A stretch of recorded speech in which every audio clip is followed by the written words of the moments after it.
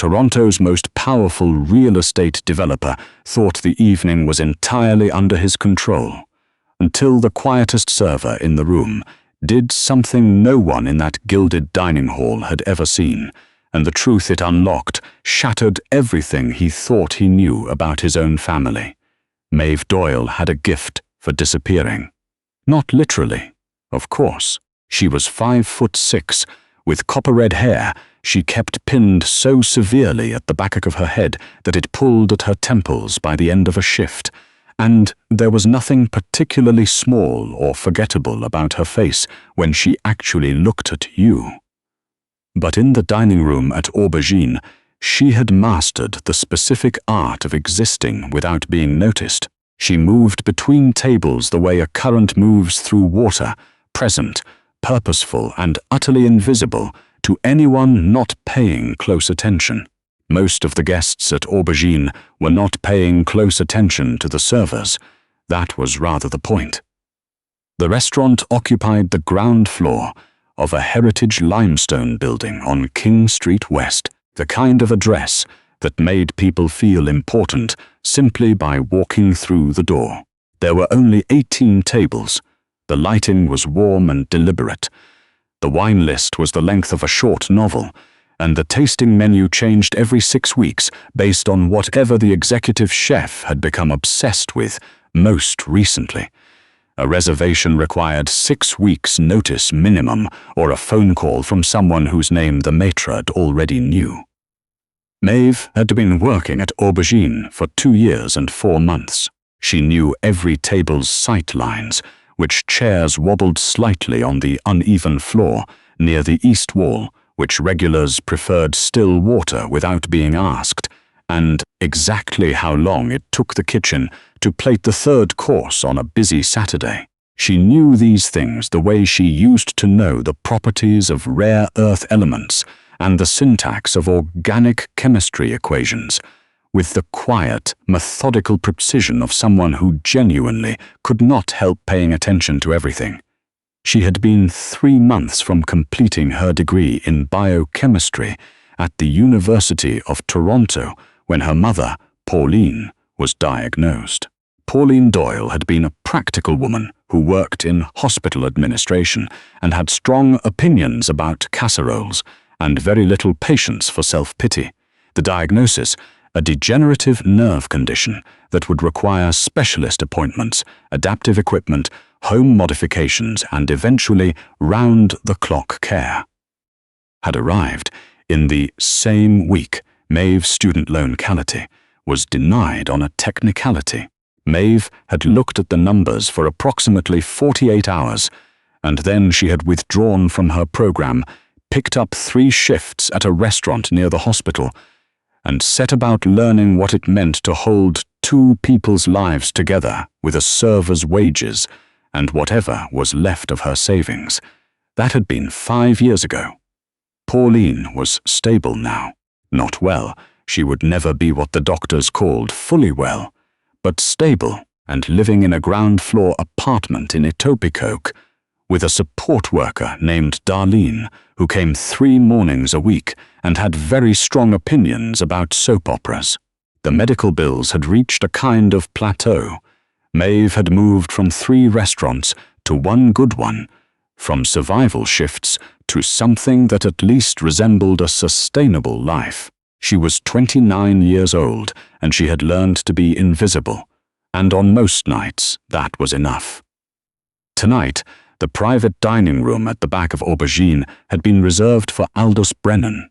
The name landed differently in this city than most names did. Brennan Capital had shaped Toronto's skyline for 30 years. If you had stood anywhere along the waterfront in the last decade and looked inland, you were looking at Aldous Brennan's decisions.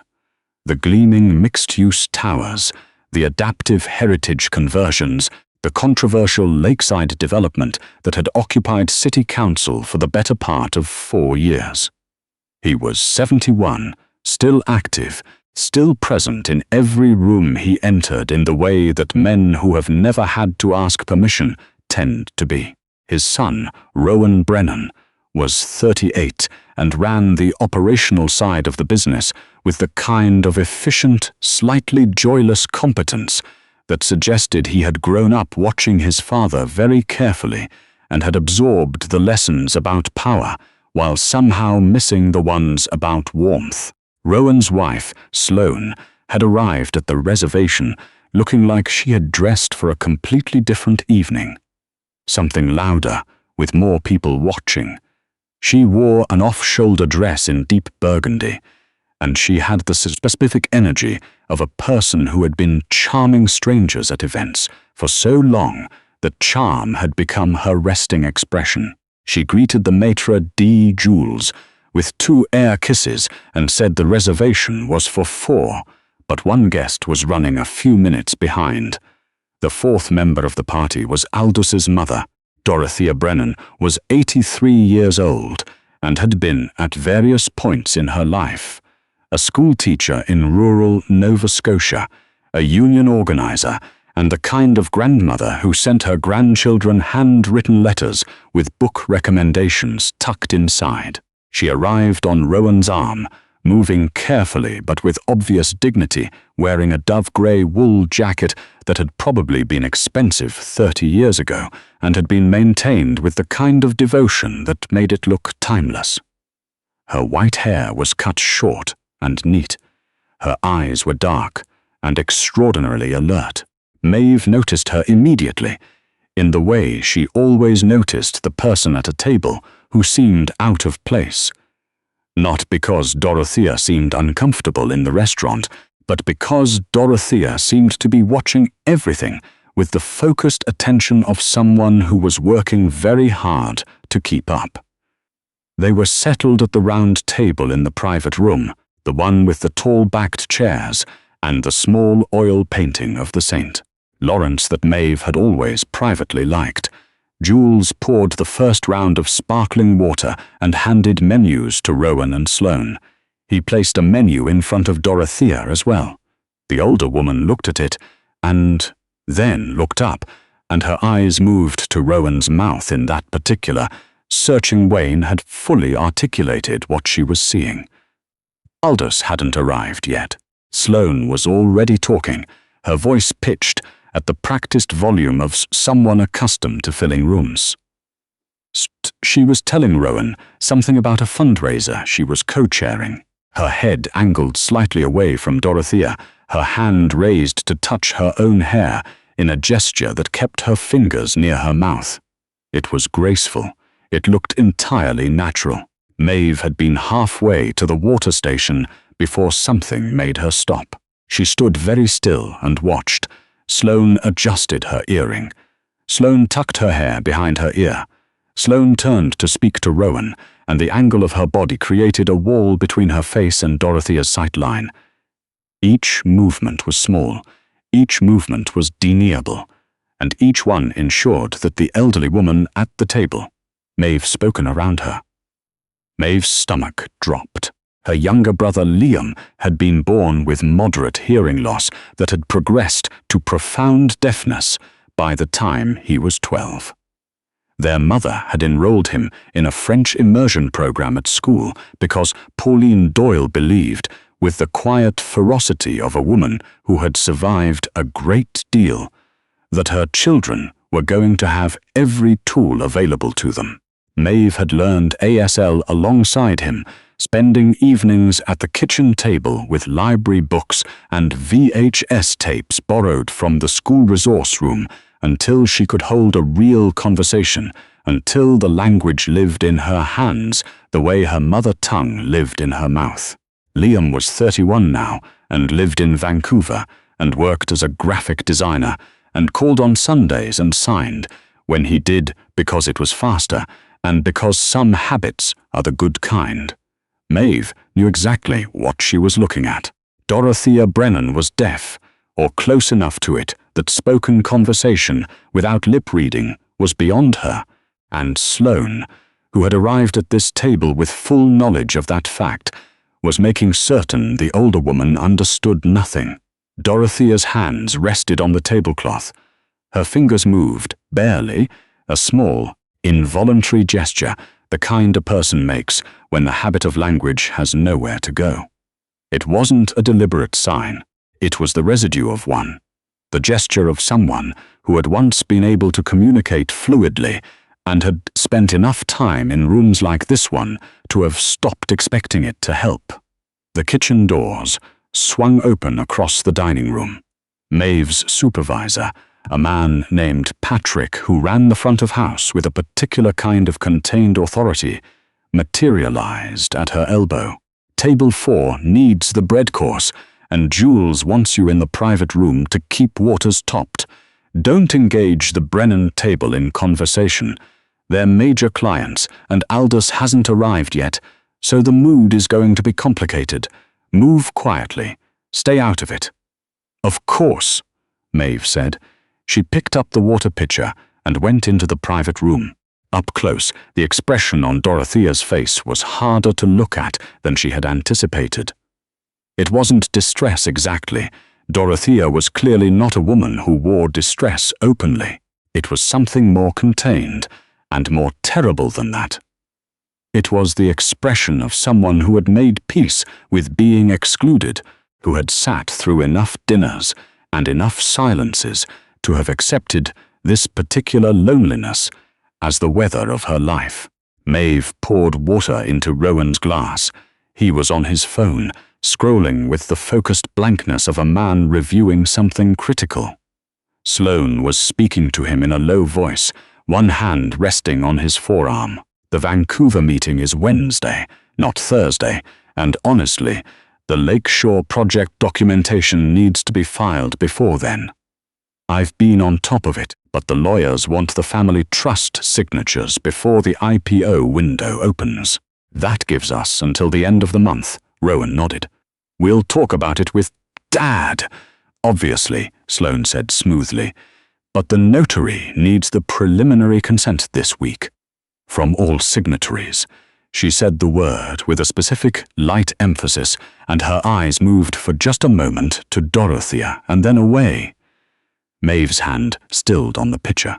She moved around the table and poured water for Dorothea. The older woman looked up at her, and there was something behind the politeness, a watchfulness, an appraisal, that suggested Dorothea Brennan had spent 8 decades being considerably more perceptive than people gave her credit for. Maeve looked at her hands. Then she made a decision. She set the pitcher down carefully on the side table, out of the way, and she raised her hands where Dorothea could see them clearly. Hello, my name is Maeve. Can I help you with the menu? The effect was instantaneous and extraordinary. Dorothea's entire face changed. Not dramatically. She was a woman who had been managing her own reactions for a very long time. But something unlocked behind her eyes, a sudden brightness that was almost painful to witness because it made visible, by contrast, how dimmed she had been a moment before. Her hands came up from her lap. You sign. It wasn't a question. There was a quality to it that was close to disbelief. My brother, Maeve, signed back. He taught me, or I taught myself. We learned together. Dorothea's mouth curved. Good mother. I imagine. The best. Rowan looked up from his phone. He was staring at Maeve's hands with an expression that moved through confusion and arrived somewhere near suspicion. What is? What are you doing? I'm communicating with your grandmother, sir. In ASL. Maeve kept her voice level and her hands still, folded now in front of her. She hadn't been included in the conversation, and I wanted to make sure she could see the menu. There was a beat of absolute silence. She's fine, Sloane said immediately. Her voice was warm and completely controlled. Dorothea does beautifully at these dinners. She's used to it. We usually just. She reads the menu herself. She doesn't need. Dorothea's hands moved. Maeve looked at them and felt the blood leave her face slowly, starting at her temples and moving down. She took a breath. She looked at Dorothea, who was watching her steadily, with the calm resolve of a woman who had waited a long time for someone in a room to actually be paying attention. Tell my grandson, Dorothea signed. I need him to understand what is happening. "I'm listening," Maeve signed back. "What do you want him to know?" Dorothea's hands moved precisely. She was not a young person signing. There was some stiffness in her knuckles, some economy of motion that spoke to arthritis, but the clarity was absolute, the language as native as breathing. The papers Sloane mentioned. The consent forms for the family trust. I have not agreed to sign them. I have told her this. She has been submitting requests to my doctor at St. Michael's, claiming that my cognitive decline makes me unable to manage my own financial affairs. I have no cognitive decline. I am deaf. Those are not the same thing. Maeve stood completely still. She has been intercepting my correspondence, Dorothea continued. Letters from my solicitor in Halifax. The man who manages my personal holdings. I have not received a single document from him in 4 months. My share of Brennan Capital's founding trust is 22%. If I am declared incapacitated, that share transfers to joint spousal control, which means Sloane. Rowan had put his phone down. He was watching Maeve's face with the expression of a man whose instincts were telling him something was wrong, and whose rational mind was not yet ready to receive the information. "What is she saying?" he asked. His voice was different now. The polished confidence stripped back, slightly, leaving something younger and more uncertain underneath. Maeve looked at him. She thought about Patrick's instruction, "Don't engage, stay out of it." She thought about 2 years and 4 months of being invisible. She thought about Liam at 12, sitting in the back of a classroom while a teacher talked to the board and never once turned around to check if anyone could see her face. "Your grandmother says she has not agreed to sign any consent documents for the family trust," Maeve said, her voice steady. "She says your wife has been representing to her physician at St. Michael's that she has cognitive decline in order to have her declared financially incapacitated. She says she has no cognitive decline. She says she is deaf. She says those are not the same thing." Maeve paused for just a moment.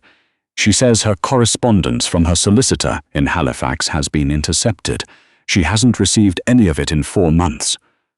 The private dining room became a very quiet place. Sloane laughed, a single, musical note that landed in the silence like a stone. "This is Rowan. This is absolutely not Dorothea." Rowan had turned to his grandmother. He said her name the way people say the names of people they love when they are frightened for them, with a kind of compressed tenderness. "Gran." He looked at Maeve. Would you ask her, how long has this been going on?" Maeve turned to Dorothea and signed the question. Dorothea's answer came without hesitation. "Since February, when Aldous' health scare in February made the IPO timeline uncertain. That's when the letters stopped. That's when Dr. Fenton's office started calling to schedule cognitive assessments I never requested." Maeve translated. The color had left Rowan's face. Sloane was still talking. Her voice had taken on a higher, faster quality, the controlled warmth splintering at the edges. "She gets confused at these dinners. Rowan, you know this. The noise and the lighting, her doctor has said that environmental overstimulation." "Stop." Rowan still looking at his grandmother. Dorothea met his eyes steadily. Then she looked at Maeve. She signed. "There's more." She signed. "Send. Ask him to check his email. The one from his private account, not the company address. There is a message from my solicitor from 3 weeks ago that was forwarded to Rowan's personal email directly because I asked Bernard to try that when the letters stopped. I told Bernard something was wrong. He found another way." Maeve relayed this. Rowan picked up his phone. His face, as he opened his email and scrolled, was unreadable in the way faces are when the person wearing them is processing something they do not yet know how to feel. He stopped scrolling. He read. The silence stretched. Sloane had gone very still in her chair, her burgundy dress suddenly seeming too bright for the room. her charm like a light that had been switched off and left the space colder for its absence. Bernard Acheson, Rowan said, almost to himself, the name of a solicitor, the name of a man who had apparently been trying to reach his client's family for months. He sent this to me directly, 3 weeks ago. His voice was remote and precise, the voice of a man organizing information into a shape he could hold. He says Gran contacted him in February, asking him to investigate irregularities in the trust documentation. He says he sent 7 letters to the Rosedale address. He says none of them were acknowledged. The Rosedale address is your house, Maeve said.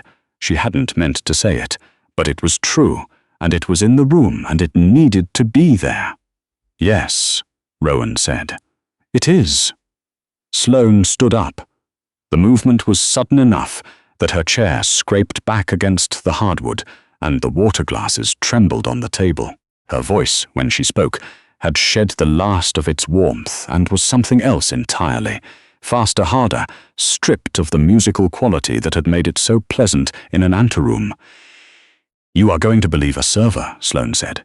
Over me, your wife. Over a woman who has done nothing but manage your family's affairs. You were managing my grandmother's physician.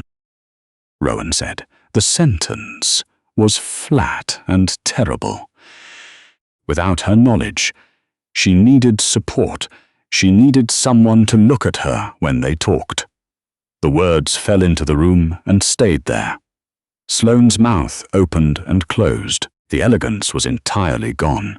What remained was someone who had built something carefully over a long time and had just watched it come apart in a private dining room because of a woman with red hair and a water pitcher who happened to know sign language.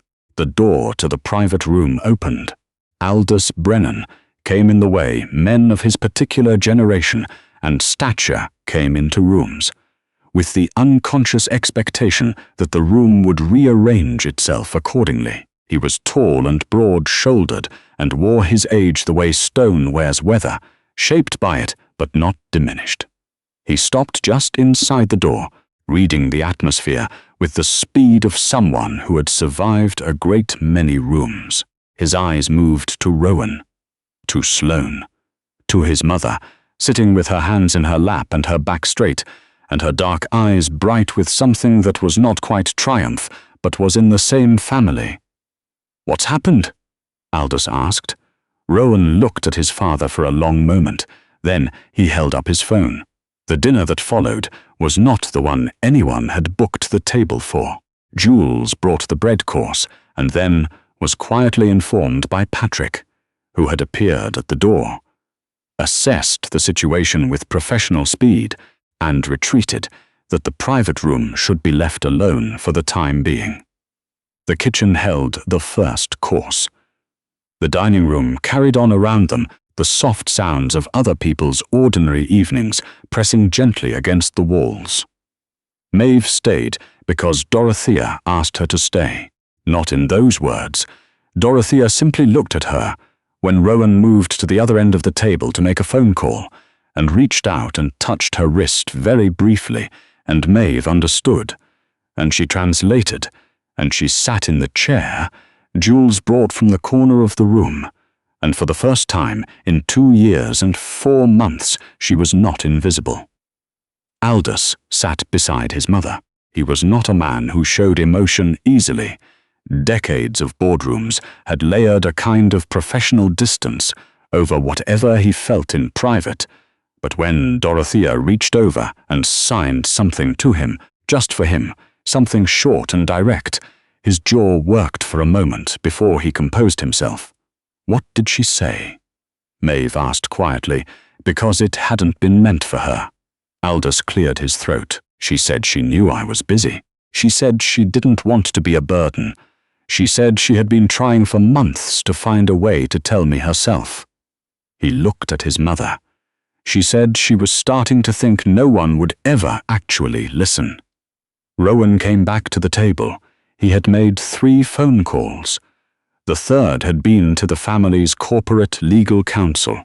The documentation Sloane had prepared, the capacity assessment request, the preliminary trust modification, the physician's letter from Dr. Fenton, was already being reviewed. Bernard Acheson in Halifax had been reached directly and was prepared to provide correspondence records going back to February. Sloane had not stayed for any of this. She had left the way people leave when they have nowhere left to go inside a room. Quickly, without looking at anyone, her heels marking a rapid diminishing rhythm down the corridor toward the front entrance. She left the burgundy pashmina she'd draped over her chair. Nobody moved to bring it to her.